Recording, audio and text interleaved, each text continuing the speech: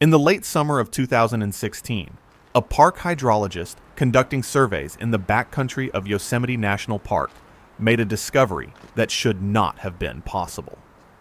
Decades of escalating drought had parched the California landscape, causing reservoirs and lakes to shrink to fractions of their former selves. One such body of water, a secluded and rarely visited lake known to locals as Lost Man's Lake, had receded further than at any point in recorded history. And there, emerging from the cracked, parched earth of the lakebed, was the rusted roof of an automobile. It was a metal tomb, a forgotten secret that the water had kept for nearly 40 years, and its reemergence would finally provide the horrifying answer to a question that had haunted the region for generations. What happened to the 5 college friends who drove into Yosemite in 1978 and were never seen again? Sayen. The story began on a bright Friday morning in June of 1978. 5 friends, all students from the University of California, Berkeley, were embarking on a weekend adventure. Mark Williams, the pragmatic organizer, was behind the wheel of his trusted Ford Pinto. Beside him was his girlfriend, Heather Chen, an aspiring artist who had brought her sketchpad to capture the park's beauty. In the back were David Garcia, a boisterous engineering student, Sarah Jenkins, a literature major with a love for the outdoors, and Michael Miller, the quietest of the group, who was rarely seen without his camera. They were young, filled with the boundless optimism that precedes a life yet to be fully lived. They were not hardened adventurers or expert survivalists. They were simply ordinary students seeking a brief escape from final exams and the confines of the city. Nanfish. Their plan was simple, a well-worn ritual for countless young people in the region. They intended to drive into Yosemite National Park, find a suitable spot for some car camping, hike a few of the less strenuous trails, and be back in Berkeley by Sunday evening. They were well equipped for such a casual outing, with tents, sleeping bags, a cooler full of food, and plenty of youthful enthusiasm. This was not a perilous expedition into uncharted territory. It was a weekend trip to one of America's most popular and well-managed national parks, a place of stunning beauty and perceived safety. The juxtaposition of their innocent intentions with their ultimate fate would become the central, chilling paradox of the entire mystery. The last known communications from the group were mundane, tinged with the casual excitement of an impending trip. Heather Chen had called her mother on Thursday night, telling her not to worry, and that they would call again on Sunday, when they were heading home. Mark Williams had left a note for his roommate, detailing their rough destination within the park, though it was vague, mentioning only that they planned to explore the lesser-known northern edge of the valley. Their parents and friends had no reason for concern. They were responsible young adults, and a weekend in Yosemite was a common, cherished experience. Nothing in their final words hinted at the abyss they were about to step into. They drove away from the city under a brilliant blue sky, their car a speck of color vanishing into the vast, indifferent wilderness. The park itself was a character in this unfolding tragedy. Yosemite National Park is a place of staggering contrasts. It is a landscape of immense granite cliffs, ancient sequoia groves, and thundering waterfalls, a testament to nature's sublime power. But its beauty is deceptive. The park encompasses over 1,000 square miles of rugged, unforgiving terrain. The forests are dense, the mountains are steep, and the weather can change in an instant. It is a place where a person can become hopelessly lost just a few hundred yards from a paved road. This vastness, which drew the friends in with its promise of freedom, would soon become an impenetrable barrier, swallowing them whole and defying the most exhaustive efforts to find them. Sunday evening came and went with no word from the group. At first, the parents exchanged calls, reassuring one another with logical explanations. Perhaps they had decided to stay an extra night to avoid the weekend traffic. Maybe they had found a spot with poor reception and simply could not call. But as Sunday night bled into Monday morning, the gnawing unease blossomed into full-blown panic. Mark was always punctual. Heather never missed a call to her mother. It was profoundly out of character for all 5 of them to be unreachable for so long without any explanation. By Monday afternoon, the families collectively contacted the authorities, and the official search for the Yosemite Five began. The initial search operation was massive in scale, a testament to the urgency and fear that gripped the community. The National Park Service coordinated with the Mariposa County Sheriff's Office, deploying dozens of rangers and deputies. They were joined by volunteer search and rescue teams from across the state, experienced mountaineers and trackers who knew the park's treacherous topography. Helicopters buzzed overhead, their pilots scanning the vast expanse of pine and granite for any sign of the missing Ford Pinto or a colorful tent.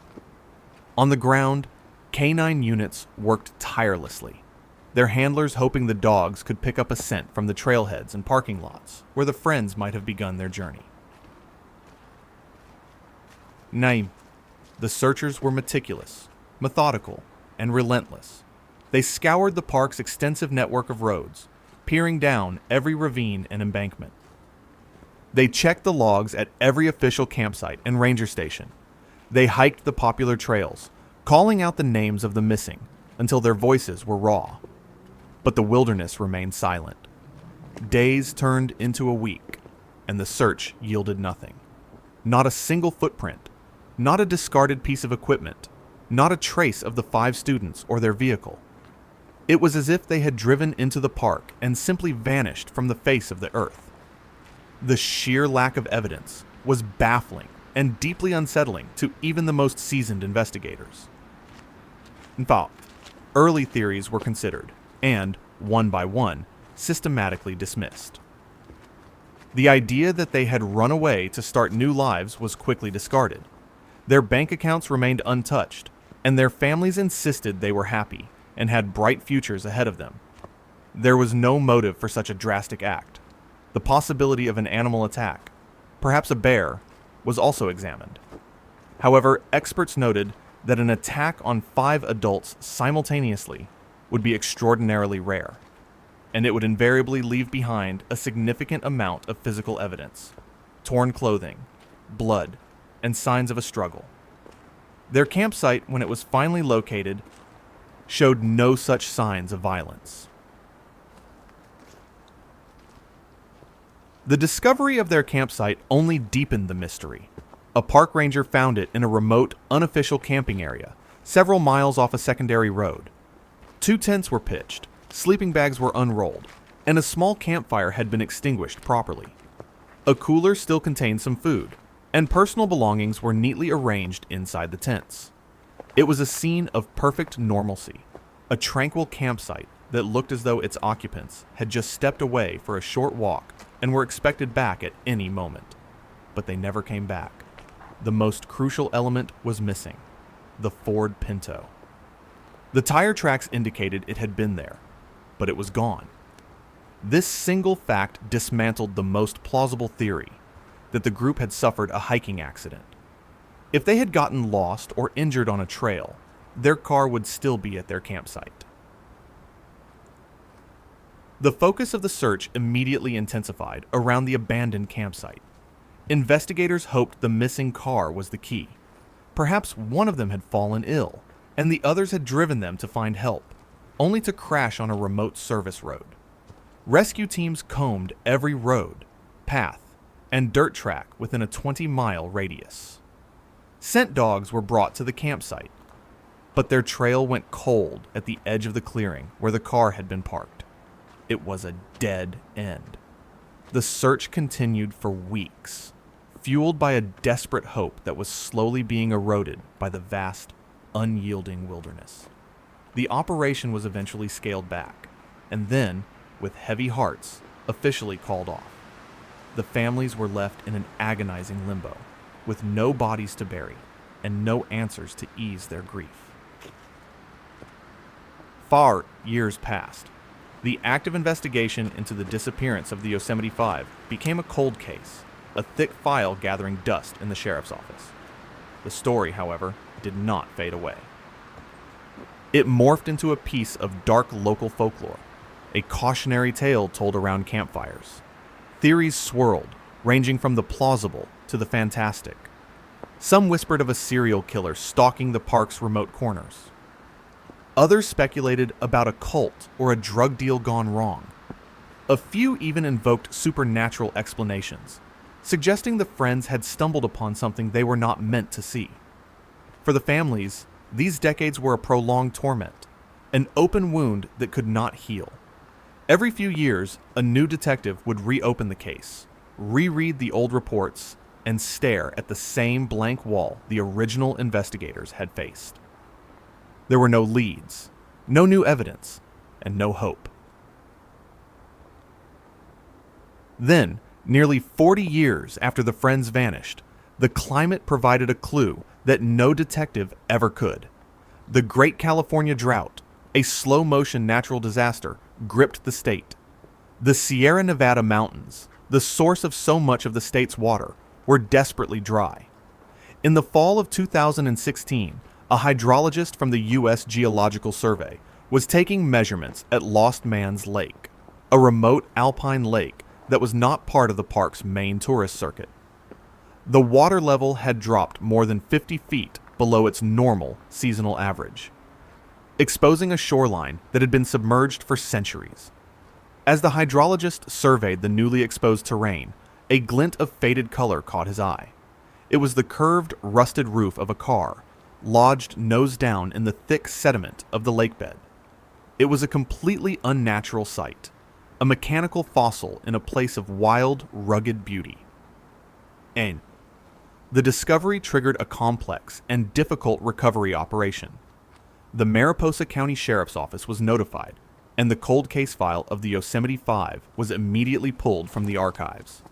A specialized dive team was assembled to investigate the submerged vehicle. The water was cold and murky, and the car was buried deep in silt. It took days of careful work to excavate the vehicle enough to access its interior. The license plate was caked in mud, but when it was finally cleaned, it confirmed what everyone had suspected. It was the Ford Pinto that had belonged to Mark Williams.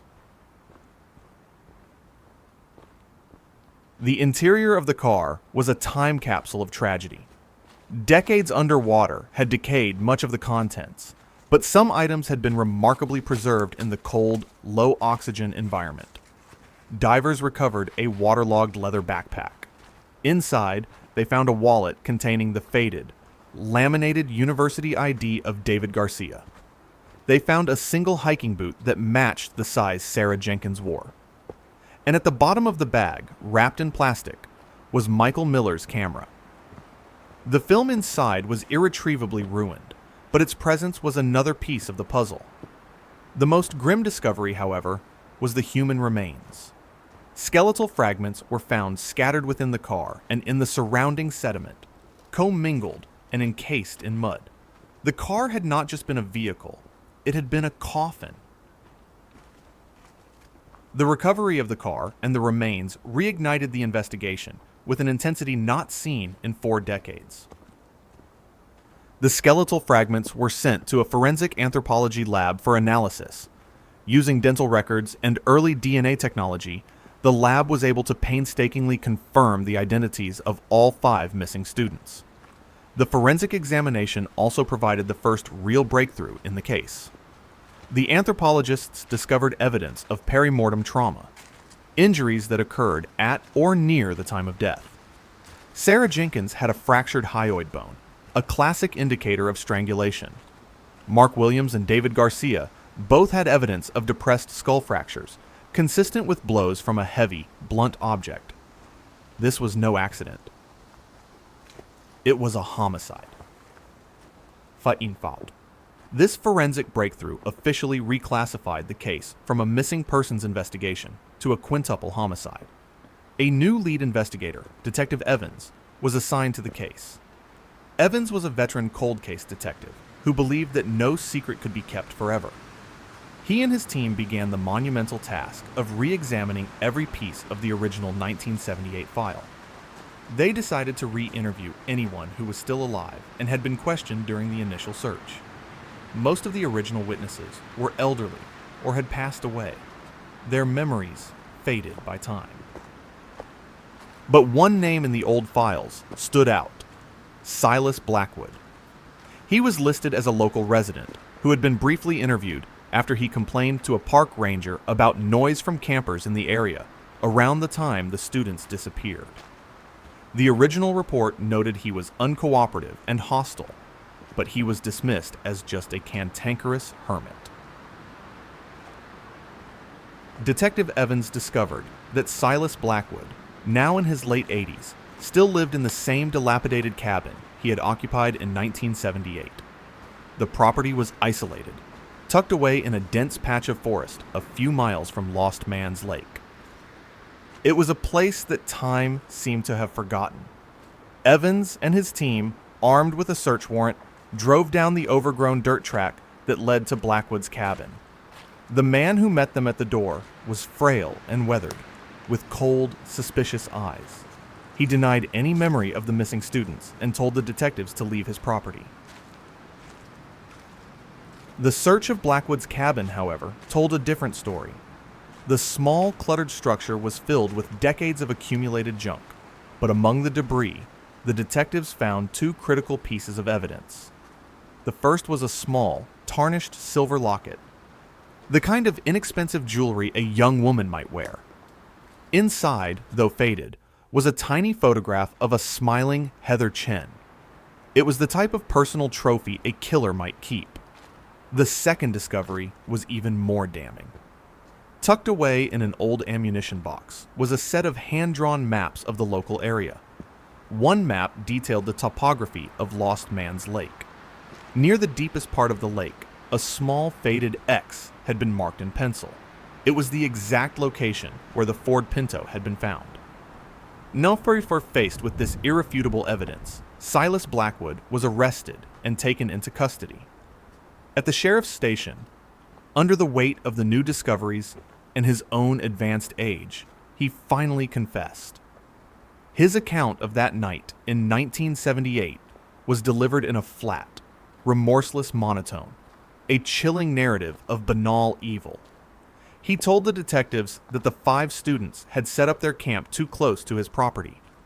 Their laughter and music, which to them was the sound of youthful joy, was to him an intolerable intrusion into his self-imposed solitude. He had become consumed by a paranoid rage, convinced they were mocking him, trespassing on his land, and disrespecting his way of life. He said he had watched them for hours from the cover of the trees, his anger festering. Late that night, he had walked into their campsite carrying a heavy tire iron. The confrontation was swift and brutal. He first attacked the 2 young men, Mark and David, striking them down with vicious blows to the head. The others were paralyzed with terror. He then subdued the 3 remaining students, using the threat of a hunting knife to force them to help him place their dead friends into the back of the Pinto. He took the keys, got behind the wheel, and forced Heather, Sarah, and Michael into the car with the bodies of their friends. He drove them through the dark forest, down a barely there track that led to the cliffs overlooking Lost Man's Lake. His confession detailed the final, horrific moments. He had forced the 3 terrified survivors out of the car. He dealt with them one by one, a methodical extermination driven by a petty grievance that had metastasized into monstrous violence. After they were all dead, he placed their bodies back inside the car with their friends. He then put the vehicle in neutral, and with a final, desperate push, sent it rolling over the edge of the cliff. He stood and watched as the car plunged into the dark water, its headlights casting brief, frantic beams through the depths before it settled into the silt at the bottom, disappearing from sight. He had walked back to his cabin, confident his secret was safe forever, buried under 100 feet of cold mountain water. The motive was as senseless as it was cruel. There was no robbery, no prior conflict, no grand evil design. It was simply the result of a disturbed loner's disproportionate rage over a minor annoyance.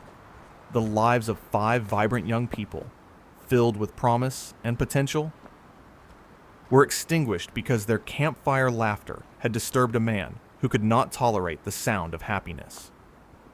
Silas Blackwood was charged with 5 counts of first-degree murder. Given his detailed confession, the physical evidence, and his advanced age, he pleaded guilty to avoid a trial. He was sentenced to 5 consecutive life sentences without the possibility of parole, condemned to spend his few remaining years in a prison cell. The discovery and the resolution brought a form of closure to the families, but it was a closure steeped in 4 decades of pain and uncertainty. The beautiful, majestic wilderness of Yosemite had held a dark and terrible secret. It served as a grim reminder that the most terrifying monsters are not creatures of folklore that lurk in the woods, but are instead hidden among us, their banal evil concealed behind a mask of ordinary solitude. The case of the Yosemite Five is a tragic story of innocence lost, a testament to the profound and lasting grief that ripples outward from a single, senseless act of violence, and a mystery that was only solved when the earth itself, scarred and thirsty, could no longer bear to keep the secret.